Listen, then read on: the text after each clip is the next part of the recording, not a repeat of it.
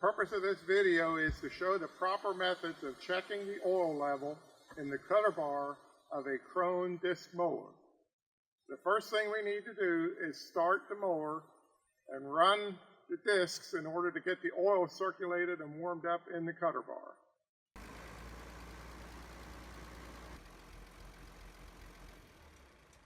Okay, after you shut off the mower and shut off the tractor, let it set a few minutes to allow the oil to level itself out again in the cutter bar.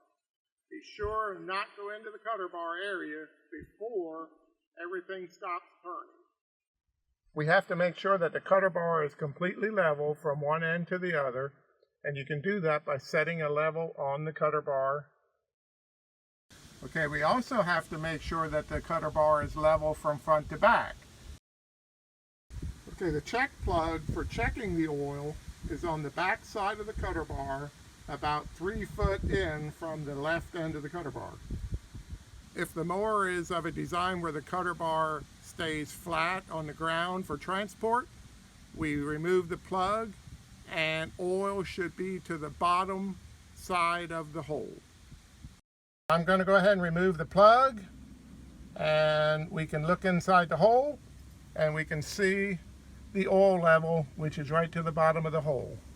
If oil needs to be added, you want to use an 80-90 gear oil, and it works out real well to use a container like I have in my hand here with a nozzle on the end that you can just take and lay in and squirt the oil into the gearbox until you start seeing oil coming out of the bottom of the hole.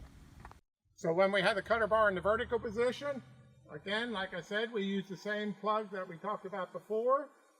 We remove that plug, and again, we should find oil to the bottom of the hole. Using this kind of a container will allow you to just put the nozzle into the hole and squirt oil in there until you have oil coming out the bottom of the hole.